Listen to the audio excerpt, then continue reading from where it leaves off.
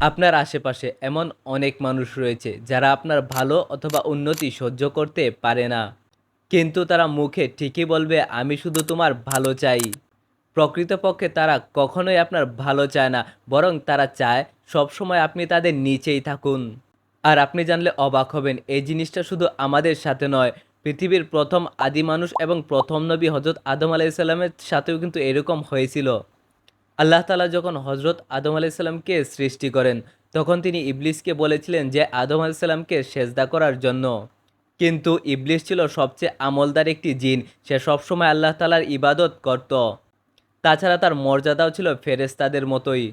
তাই ইবলিস অহংকার এবং হিংসার কারণে আদম আলাইসাল্লামকে সেজদা করেনি, বরং সে আল্লাহ তাআলাকে তখন বলেছিল আমি তার চেয়ে উত্তম। আর এটাই হচ্ছে বাস্তবতা। এরকম ইবলিশের মতো অসংখ্য মানুষ আমাদের চারপাশে রয়েছে, যারা কখনোই আপনার ভালো চায় না, বরং তারা চায় আপনি সবসময় তাদের নিচেই থাকুন।